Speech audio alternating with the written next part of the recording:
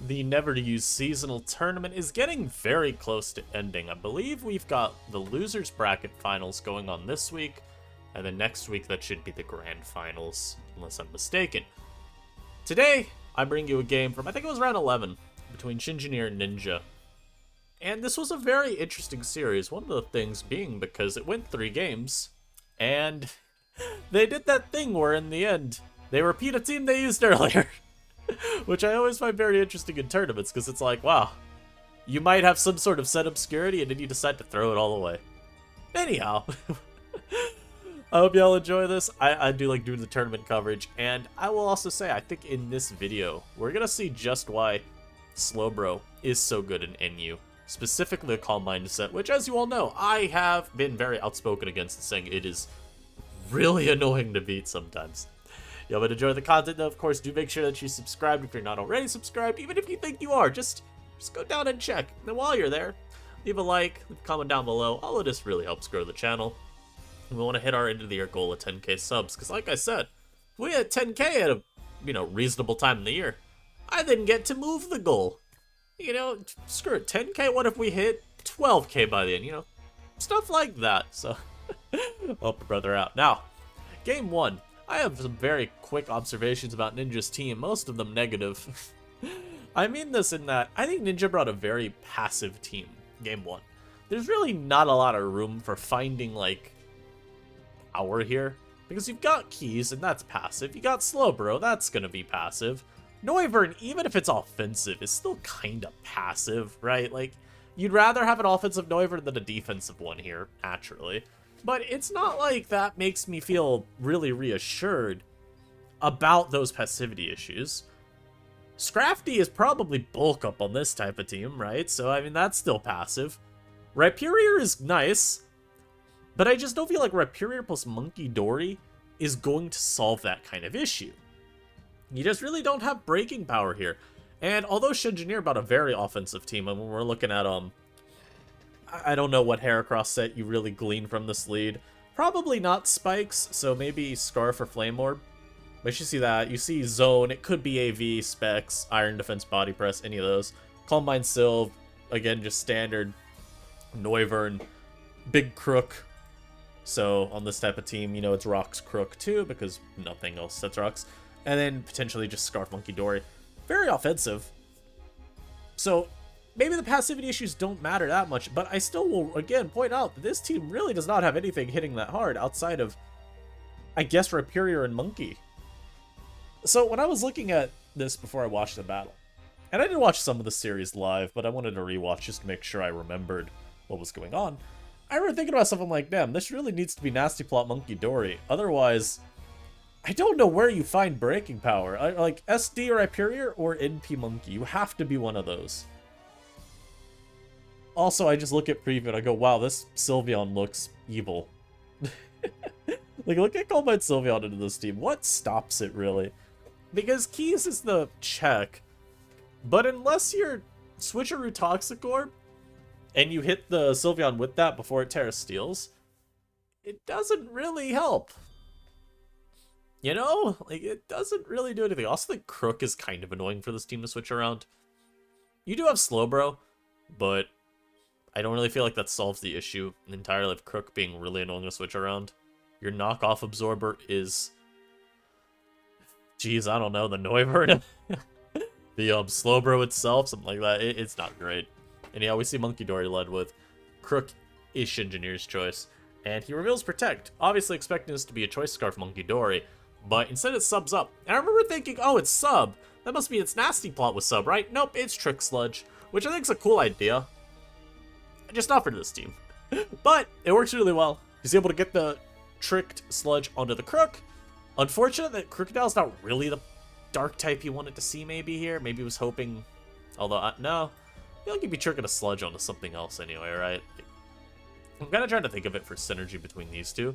The problem is I feel like the one mon you'd think about trying to do that to is like a Lowland Muck.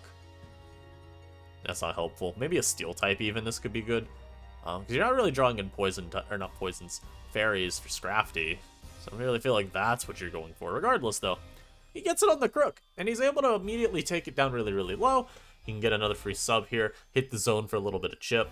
We also see here that this Magnezone is very specs.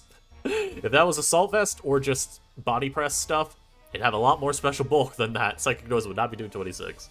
So, still don't know if it's Magnet Pull or not. It could be Analytic, it could be Magnet Pull. We'll just have to find out later. As for Hyperior, comes out immediately, gives Heracross its guts. And this is kind of where the game starts running away from Ninja. So, Heracross goes for a Trailblaze. Immediately a problem, because you know nothing on this team has a Scarf. So now you're outspeeding everything. He only gets 3 hits, though 3 hits is very nice. And you do see that Hyperior's got some offensive investment. I don't think you do nearly 60% to a Heracross with Rock Boss otherwise. Noivern tries taking a CC, it does not work. And then Slowbro comes in, takes a good amount from Stowditch, and then gets sent back to its homeland by the Mega Horde. So Heracross is in a very, very dominant spot. He's going to immediately force Scrafty to have to Terastallize. Otherwise, his team does get punched down.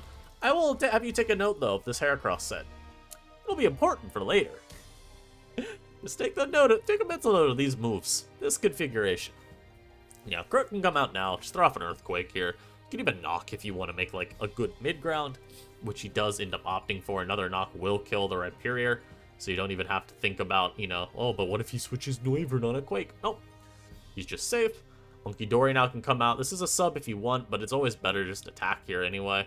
No reason to weaken your HP like that. As he goes for Psychic Noise on the zone, and gets folded up by the Volt Switch, which I don't know if this calc actually tells you anything. We will see later on in this series, though. We will get confirmation. Don't worry, don't worry. I'm almost positive anyway, just to spec zone, that you get folded up real quickly by that Volt. So, now we get the zone. It's going to be able to easily take down this Keys, but you will see Ninja try his best, get a little spiky spike up at the end of this, after taking a bit of chip on zone, because, you know, maybe Noivern can do something. It can't. There's Sylveon, but maybe Noivern can do something. But it can't, because it's just Sylveon. As he goes Scrafty, I do think this is a bit of a misplay. Now, it may have not mattered, because if this is, Calm Mind, which it should be. Shoutouts me running Psychic Sylveon yesterday, but no, that hits nothing. I think you still go Noivern, though, because I guess if it's not Flamethrower, it's really bad. But I think you have to make that play and just hope. You need to preserve Scrafty's health as best you can so that it can at least make an attempt to set up. You know Crook can never come out. So I think you go Noiv and you just try to pick this off, and then you hope to somehow outposition. I think the aim was still kind of lost here anyway, because Monkey Dory can always come out. And since it's Scarf, it's a bit bleak. Because Psyshock will be picking things off from here. But I don't know, maybe you still go Noivern and you just pray. Because you saw here, I mean, it lived a Psyshock. They also revealed Hurricane, so this could be like Hurricane U-turn Roost Defog or something, and then just be completely helpless against the zone, which I think is probably the case, given the way he played. Because even if he had Draco, he would have been able to pick zone off from that low of a HP amount. I mean, again, 17. You saw how much Psychic Noise from Dory did earlier. I think Drake from Noivern would have picked it off as well, but that's kind of just how the cookie crumbles. Shouts to Crumble Cookie. They make some very good food. Game 2. And I looked at this team and I immediately said to myself, yeah, this is a Ninja team. And what I mean by that is I feel like Ninja's really good at leveraging these kind of unique looking builds with a couple lesser seen mons and sets to very good success. And, you know, you look at, like, ignore these 2 mons right here. It feels weird to say to ignore the pom-pom, but just do. These 4 mons right here are very, very standard and in use, so there's nothing really wrong with this plus 2 mons that are, like, not seen. It just feels like this type of build is offbeat enough to maybe throw Shengineer off balance, catch him off guard with something, you know, which I like. Also do think, as we look at the preview here, the pom-pom is potentially useful. The question will be, can you get past the Reuniclus? That'll be it. But perhaps the bigger threat. Slowbro. So, remember when I said Slowbro was going to show you all why it is so good in this tier? You're gonna see a very funny sequence, a long-term sequence, mind you, between this Slowbro and the Reuniclus. And even the Vaporeon. You're gonna see a Slowbro kind of just exert its dominance over them. I don't want to spoil too much, of course, because I want to let the battle speak for itself. But as we look at preview, what are some things we're thinking? Well, if I am Shengineer, I look at this team. I think it's probably Scarf Rocks Flygon. Any muck set, you know, it could be AV, it could be Protect 3 attacks, it could be Rest Talk, you know, it's kind of whatever. I think it'll be Hazard plus Spin on the Sand Slash. It doesn't have to be Rocks. It could be Spikes technically with a Scarf Gun that has Stealth Rock. Quiver Ori, Lycan, you know, presumably Life Orb stuff, because I think Orb is the best breaking item. We actually do see that it's not Life Orb, though, so do with that as you will. And in Slowbro, where you assume physically defensive here. I don't think you'd bother with Assault Vest Bro in this type of team. You've got Sand Slash and you've got Muck. You're fine there. Question is he Calm Mind? Or is he utility? I've already told you what he is. Well, that's something you still have to think of. And then from preview here, Shengineer using his sample team, except made some modifications. He used to have Milotic as his water type. I think he realized Milotic is kind of bad, so he made it a Vaporeon. I think Vaporeon is also kind of bad, but it works pretty well in this type of build. And then we have to think about, okay, if he made one change, what are other changes? We know on the original team it's Scarf Rock's Crook with Life Orb Mienshao. Did he keep it like that? Well, as you see when we start the battle, Shengineer leads off with his Mienshao, the Flygon switches immediately into the Slowbro, and there's an Ice Spinner. So that tells you that this is not the same set, because there's no Life Orb recoil. So obviously he was trying to catch that Flygon turn 1, you know, just like I did with Kyo. You gotta keep your opponents honest. Turn 1 is perfectly valid to make a prediction on. However, sometimes you just go for the easy play. Something I've picked up as I've played more Mons is I think there's just a time and place to make the super scary read. I think risk-reward is like super lopsided on the early turns of the battle, because when you get those plays wrong, unless it's a kind of play that will win you the game on the spot, I think it's always just better to keep yourself a little bit more paced with how you play. Just make sure you're not risking the entire game. And also, if your play is like something that if you get wrong, it doesn't cost you a ton, I think it's still okay to make it. But I like to be a bit more measured and just try and slow play it early. Sometimes I'll do the opposite and I'll make the most cracked out plays within the first 3 turns, but you know, man. And yeah, the Slowbro is here. And I'm gonna be honest, Calm Mind Slowbro, I think just sets up versus Reuniclus. I'm not convinced that this ever beats you, because here's the reality of it. Yes, this is gonna have Psychic Noise. We know it's Assault Vest Reuni. But I'm not convinced you beat me. You are slower. We've seen it win plenty of speed ties, which means the Slowbro is just faster. Let's be real here. Also, we see Banded Crook as well, so he made that change. Something I want to point out before we get too far in this. I think you're gonna see an issue similar to Ninja Game 1, where this team's too passive. Scarf Shell plus Banded Crook plus Dragalge is not bad. Even with like Assault Vest Reuni, it's still not bad. I just feel like there's still enough Mons that are going to momentum sink you into this team. Like, Lug does practically nothing. Vaporeon is just Slowbro food, and even Muck food to some extent. Dragalge's good, but it's not really that good in this type of game. Like, there's enough to keep it at bay. Crook without the band isn't scaring you too badly. It is a little scarier, honestly, without the band. I think it having to predict is, frankly, something that kind of could keep it tamed down, especially with the Bro being knocked earlier. But that's just kind of is what it is. And in Shao, you just don't care about ever. You've got a Slowbro, man. Like, you're chilling. And if it ever locks into CC, Pom Pom just decides to win. Reuni also has to always deal with Muck and even Sand Slash, so I don't really feel like you care about that. Really, it's just a matter of, it's not like the super strong, a super strong team. And it also is going to struggle versus Hazards. Because again, your Lug is your spinner in a game where Lug's kind of bad. There's a lot to take in. Anyhow, Slowbro comes out. Knowing, you know, again, if it knocks, you're not taking too much because you lost your item earlier. And this is what I'm talking about. This Slowbro can Calm Mind up, whatever. Now, I respect Ninja playing so carefully early. I think he wanted to truly exploit Vapo better because he knew there was a non-zero chance that it had Haze. So Ninja, in this game early on, he's trying to at least exploit the Vaporeon turns to get his Muck in more often and try and get just, you know, team-wide crippling. He's trying to get knocks where he can. He's trying to get poisons where he can. He just wants to soften up the team enough because he's got multiple win cons, right? He's got the Slowbro. He's got the Oricorio. Lycanroc is really fast, and if Shao were to lose its Scarf to, like, a Muck Knock, for example, he could even win like that with Lycan. So he doesn't need to dedicate to Bro super early. You will see him do this. early game, where he just goes for these calm mines here and there, kind of just to, I think, keep Shinjin on his toes. But yeah. And you see the Psychic Noise from Bro as well being very impactful to keep the Vaporeon nice and low, just in case people weren't aware. Wish does end up getting blocked by Psychic Noise because the heal block carries on longer than the Wish activation. So there's that.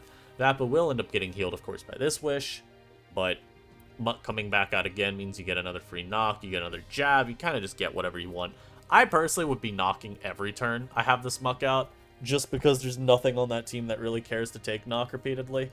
You know, it either gets poisoned or it loses a valuable item. It's like, here you go, even Crook comes out here. If you just knock that, I mean, you're still fine. Jab's a bit better, in the context of Crook, of course, because you have the super high chance to poison it, but again, it's kind of just going back to the point of why he is playing so carefully with his Slowbro around the Vaporeon. Even though I'm almost positive he 1v1s it, he doesn't have to take that play. And now Gon comes out versus the Crook, takes 1,000,000, but you will notice this damage is important to keep in mind for next battle. Just keep it in mind. If you know calcs, you'll know why that's important. Muck comes out though versus the Lug. He does have to switch immediately because the Muck is not worth trading HP. Versus that, you want to keep Muck pretty good amount of HP so that it keeps checking Ryuni and Dragalga. I will keep mispronouncing that Pokemon, you cannot stop me. And the Bros, again, we're just going to see this constantly come out versus mons like Vapo and Ryuni and try and bother him Psychic Noise. So here's where you get to see the mechanic in place, or in action. You see Shinjin still goes for Protect, but it actually ends up being a very useless Protect, because the heal block does carry over for the entire turn. So once again here, this cannot get recovery. So now this is a free Slack if you want. Very funny that this would have actually been worth going for the double Psychic Noise on. I don't know if you kill Dragalge, but you would at least take it really, really low and prevent it from getting back to full. As long as Dragalge's not like the best breaker this game, you still see it puts a good amount of pressure on the Muck. And Sandslash is also not the bulkiest mon, so, you know, enough Drakes and you do break through this team. You even see this is now going to get KO'd by Draco after Rocks. Mienshao does come out there, very aggressive play, but it's very nice to get your Shao out like that. And now he just goes for CC. Yes, Slowbro is free, yes, Oricorio is free, but it's still okay. And he decides he likes the repositioning Reuniclus gives him here. Very nice turn him getting that as well, because Ori can't beat Reuni 1v1. He's just not bulky enough, and Reuni does so much damage, even with an Assault Vest set. So, Future Sight's activated. I do actually really like this from Shinjin. He gets very greedy with these knockoffs, and he just spams them out for a few turns. His logic, of course, being that Reuni won't die to one knock, and he can still regenerate or back up his HP. Also important to note that Psychic Noise apparently just doesn't block regen, which I find weird, but is what it is. So he's actually going to go for another knock here, knowing the Bro has to switch for regen. And he just gets this thing's lefties. Like, that's huge, because now Dragalge will be able to KO it with a Draco later on. And he immediately says, yes, it's time. The crit's a little unfortunate, but he's still out of range of a follow-up one.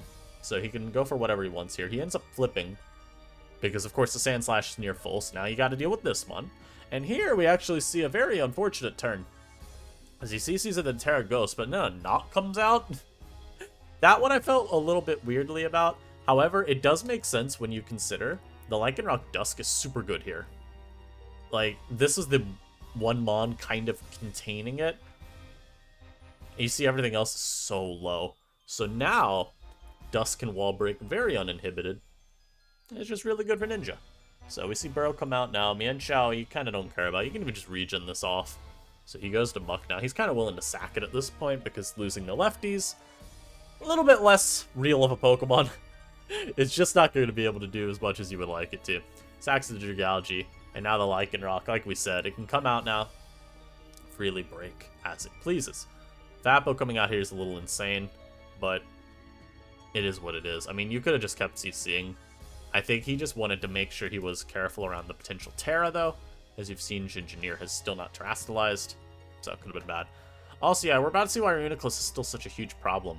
The Oricorio boost up, and then it gets crit by Psychic Noise. Very tragic. I think if that crit didn't come through, this Oricorio probably could have won, which is funny. But you're just going to see him get off a ton of damage. I mean, Reuniclus just smacked that Oricorio, and it got rid of Sandslash, which is really good. Especially since the Sandslash was the Terra user. So now Shao can CC again freely, and there's a Bro, but you still CC freely. Crook comes in, dodges Stone Edge. Doesn't really matter. Wasting a power point is, I guess, cool.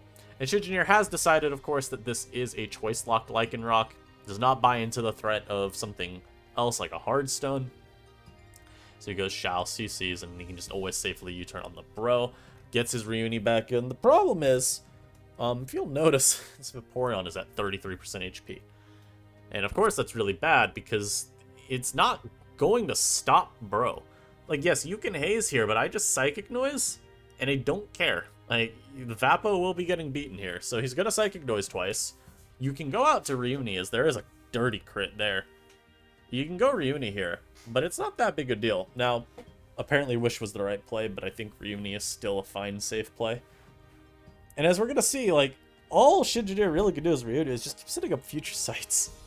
Like, at the end of the day, you don't beat Slowbro, really? As we said earlier, like, this is where the speed thing really comes in. Because the Bro just has more speed investment, so the Psychic Noise actually doesn't even work versus it. It's gonna get this turn here, where if it wants, it could slack off. Now, he does switch, which I think Ninja's really preserving that mon a little more than he needs to. But again, I mean, he's able to keep getting these free turns. Like, here's Lycan again. And you just get a free turn to CC. So, pretty cool. Now you go Reuni. Wait, I forgot the Psychic... not the Psychic Noise. The Future Sight was hitting there. But yeah, he still went Reuni. Anyhow, Oricorio and Reuni come out on the double down. Ori, obviously, as you see once again, it cannot beat this Reuniclus. It needs to have a lot of Quiver Dances before it even attempts to, and I'm not convinced you break AV Reuniclus anyway. You're never gonna... Well, you can get Roosts off eventually, so maybe you beat it long term. It's just tough.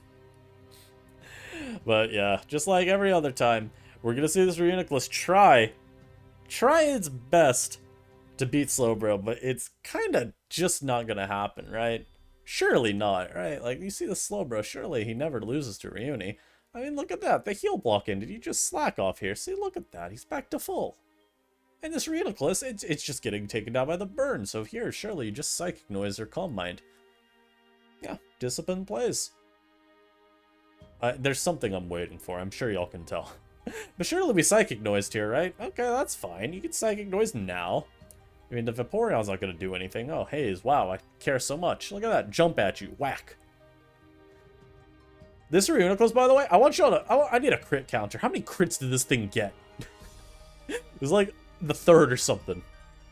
Anyhow, again, just like we were talking about earlier, I mean, surely the Slowbro won't get 1v1 by this Reuniclus. It's inconceivable. Surely we will not see Slowbro somehow lose to Reuniclus here, right? Yeah, we will. Also, I thought Future Sight was hitting there, but it's here. For some reason, he didn't go for his, recovery. Oh, I'm really smart, by the way. I wasn't keeping track of the slack-offs. He literally ran out. Ignore that. But we do actually see Reuniclus somehow long-term stall out the Slowbro, just with help from teammates, which is kind of insane. Like, again, I think Slowbro technically can 1v1 it, but it's a little tough when you throw the Haze in. So there it is. But now, Shinjin will not be able to beat down the Flygon at the end of the day. It is going to be capable of being Reuni, especially with the help from this Oricorio. Just need that little bit of Hyup from this Rev Dance. And when I say a little bit of Hyup, I mean little. That Rev Dance did 16. Gon will come out. He hits the dang GG. He Terra Steals just so his opponent knew. And he gets quaked. Very nicely done. But yeah, y'all saw. I mean, Slowbro exerted a ton of pressure this whole game. But I think even the Psychic Noise Reuniclus was so much more impactful than I would have anticipated it being. As we get to game 3, and like we said, they brought the same damn team. So they did that thing where, sometimes you'll not build a whole bunch of teams for a series. You'll maybe only build 2 or 3. And it goes to game 3 and you just feel good about the team you won with. So you bring it again because you're like, well, maybe they won't expect it. And again, I mean, when you win with a team, you feel like the team's better. Now, I want y'all to, again, take note of the fact this Heracross lacks Facade. I feel like it ends up being really impactful this game. I was doing some calcs because he has Stone Edge and I wanted to see, is Stone Edge really that needed? The answer is Well, it depends. What do you value? Do you value having an incredible neutral ground move versus every fighting type switch possible? So Talon, Noivern, Vileplume, Slowbro, anyone else you want to mention? Or do you value immediately OHKOing things like Talon and Noivern? Because he still has Mega Horn, keep that in mind. It's not like he can't hit Slowbro. I personally think Facade's a bit better, and the reason I say this is because the amount of chip you need to KO a Noivern or Talon on the Switch anyway is so minimal. Like, Heracross can one-shot Noivern from full anyway with Facade if it's the offensive set. And Talon doesn't need a ton of chip to start getting OHKO rolls against it either. So personally, I do just really prefer Facade over Stone Edge because I think you want to have the move to cover for, like, Terastallizations from Slowbro. But that's just me. Now, we kind of have an idea of the sets, right? We know this is especially defensive with spikes and spin. We know this is protect 3 attacks, quiver. We got an idea this is banded by this point. Calm Mind with psychic noise. And the Flygon we know is leftovers. I believe we saw it get revealed. So, no, it's not Scarf. We know Ninja's team is overall kind of slow. And what's interesting is in this kind of game, you would normally feel like that's a bit of an issue. But again, Shengineer's team, although it's offensive, it's not got like a ton of like the fast offensive mods. He's got multiple mods above 300 speed, which is still going to be enough. But it's not like you're stacking some like hyper offense team where you have a ton of speed boosting stuff that would really give Ninja a run for his money. Once again, this could be a Slowbro angle. Really, it's going to come down to this. Can Magnezone pressure it enough, since we know it's specs, so it does a lot of damage even to a boosted bro. Can Zone pressure it enough to stop the sweeping from happening? And even can Monkey Dory somehow, like, find an opportunity, like, not to trick it even, but just on a forced Terra from bro, actually threaten it? Because we know bro is gonna be Terra Fairy or Poison most of the time when it's Calm Mind. And it didn't Terastallize last game, so going into this battle, we don't know which it is. If it's Fairy, it's a little bit rougher because Calm Mind, you know, it's going to cover your Sludge Wave damage. Could be a bit annoying. If it's Poison, well, it then depends on if you're Psyshock or Psykick.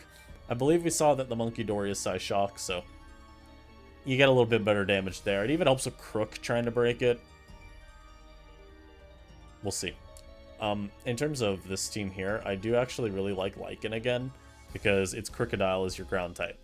So you don't really care about it. You just CC this team and you're pretty content with the chip you'll get throughout it. So, Flygon led with versus Crook. If you want to set rocks, you can. He opts for U-turn just to get a little bit of chip. Also because, like the first game, you kind of want Muck to have as much leeway as possible, so any amount of chip on Crook is going to be good. Because Crook's going to probably be Shengineer's primary switch into the Muck. Crook or, like, Heracross. Now we see, of course, Slowbro not wanting to give turns to Zone. Just see a little hard switch into the Flygon as the rocks are set. But this does give Heracross 3 guts. A little bit scary. You do have the Pom-Pom as an initial pivot. This is also why I would like Facade, because you would have just Facaded there. And you would have done 500 billion. But it's okay. Good zone double on the predicted bro. And here's where we see the Terra Poison forced. And that's also where you get Analytic confirmed. That is Analytic damage. So we know the zone can do a lot of damage. The question will be, does it do enough damage to truly limit bro? Tricks the Sandslash with the monkey. That's, again, kind of like the second game where we saw once the Mienshao Scarf was lost, Lycan became a lot more devastating. I feel like this is an opportunity in this game as well. Because now Lycan's only contested by Noiv, which is not the greatest. You see the zone will trade some flash cannons. Unfortunately, again, I mean, it's where analytics a little annoying because you see that 50%, you're like, oh boy, let me flash cannon again, and your next is 39. So, I mean, the Muck's actually able to sustain outer range. A little unfortunate, but you will be able to deal with it later with your zone, so it's not that big a deal. Crook ends up protecting on the Flygon. You can just stay in here and knock if you want to take the U. He ends up going Sylveon, just wanting to keep his Crocodile at a higher amount of HP. Very respectable. Unfortunately, Slowbro. This gives Slowbro a free switch in, and he's going to start Calm Minding it. It's not very pretty. Oh god, and yeah, so Shengineer. He ended up actually DCing and having to connect back on his phone, apparently. And he did end up, after the series, saying that this switch to having to play between comp and phone did kind of take him off his groove, which is unfortunate. I've had that happen in tours too, where I had to get on my phone midway through, and it can be a little annoying. Especially if we're not used to mobile showdowning. It's just a different feel. You wouldn't get it unless you've done it before. But yeah. Crook gets the Wish Pass. Unfortunately, the Slowbro is boosted.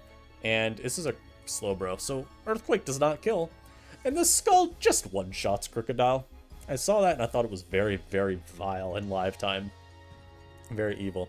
Aircrosser comes out. He ends up Trailblazing. I think it's a little bit of a misplay. Only because I think Close Combat gave you such a free KO. Though I believe Shengineer's idea was that Trailblaze into the Oricorio, and then you could CC the next turn. Or Stone Edge. Need Stone Edge. But I think he felt like that was maybe a little bit better to go for. Because Nin, you have the speed advantage over Lycan too. And a Celerox shouldn't pick you off from the range you'd be at. So, there's that. But you see Ninja try and get a little bit of health back on Bro. He gets 4%. It is definitely a little bit. And now the Lycan's able to come out. Threaten the KO with a Celerox, so you gotta switch out. Sylveon ends up being what takes this Celerox. Does it quite nicely. 33, though, is still evil amounts of damage for a priority move that's 40 base power. And you see, again, good doubles from Shinjin. Get the zone repositioned in against Bro. Fortunately, though, he doesn't Thunderbolt, so Oricorio does get a little bit of a free end. Fortunately, though, here, and this is a very nice little class you can take in college, right? So we talk about the 49 into the 51, but it's a little bit understated that there's also the 48 into 52. So, again, when you're thinking about your electives to take, make sure that you do take these damage roll classes. They're very important. Now, Noivern comes in on this Quake, and you're going to see him have to make these types of plays going forward. Noiv is going to need to be leveraged versus that Flygon quite a bit. Now, this is one thing I did not like about this team. The Noivern's very bulky. You can tell because this Draco didn't kill Muck. And the unfortunate part, too, he doesn't want to Drake again. Because, okay, one, maybe the Muck was technically not in range, or guaranteed. But the more devastating part, too, is it gives Slowbro free setup if you drop your special attack too much. Also gives it back a free slack, which is, at this point, not a big deal. But still not great to give this a free turn to do whatever it wants. He ends up Stone Edging here for a little bit of chip. Obviously, Bro will just be going for slack off. Make sure it stays nice and healthy. Gets crit there. Not a big deal. You just Calm Mind up and then you'll sack something the next turn. I mean, it's whatever. So Zoner comes back out. He goes Muckalola because at this point, not that important of a Pokemon. You have ways around the Monkey Dory. His Flygon will now enter the field. And we don't see the pivot this time in the Noivern. Instead, we see the Noivern come out here. And you're going to see a very even more devilish calc. Bulky Noivern meet bulky Flygon. You literally don't one-shot with Draco anymore. Now, it is technically a roll. There is a roll to KO. It's like, the range is like 91 to 103 or something. But I just find it so sick and disturbing to watch a Flygon take a Draco Meteor from a Noivern, man. Truly just despicable behavior. And now you see the struggles from earlier, where Monkey Dory now comes out, dies to Stone Edge. She was hoping for a miss. Now here, you actually see this Terasteel. I was wondering at the time, is it better to go Noivern first since you are Terasteel? I think the answer is yes. I think you do need to go Noivern first. It's still not a guaranteed win by any stretch, but I think you keep the game a bit more in your hands if you pivot Noivern first instead of going to Monkey Dory. Because the problem with Monkey Dory is you're just going for Stone Edge missing. That's not really great. With Noivern, at least you try and force your opponent to not know if you're going for the Terastallize. I feel like you KO Lycanroc from that range. Even if you don't, man, I think you still go for it. Like, even if you're just Terrastealing and Draking, or Roosting even, you go for it there, and you just hope your opponent, you know, you don't hope. You try to out-predict your opponent there on whether they'll go Bro, or go, stand with Lycan. I think Noiv's a bit better at doing that. Going Monkey immediately just seeds the game to, miss, you know, a little bit of hacks, and that's not too ideal. So, stand Noivern, or not stand, switch to Noivern instead, at least you're threatening the Draco. And then you can go Monkey, maybe, afterwards. Because keep in mind, too, I mean, he might go Slowbro, predicting the Draco Meteor, or predicting the Terra. So if you U-turn on that, get Monkey, and then you win. Maybe not win, but then you have a much better chance of winning, so. I think that's a better play, but what do I know? But I hope y'all enjoyed. Very good series, and like I said, I mean, you really did see Slowbro just exert its dominance in this couple tournaments games. Obviously, there wasn't one here, but I know there was. This one it didn't really do anything in. But these two games, I feel like Slowbro, with his big broad shoulders, told Ninja, hop on, we're going winning. Helped him out, got him to the losers bracket finals. So, hope y'all enjoyed this. Like I said, subscribe if you're not already subscribed, leave a like if you are. I will see you in the next video. Peace.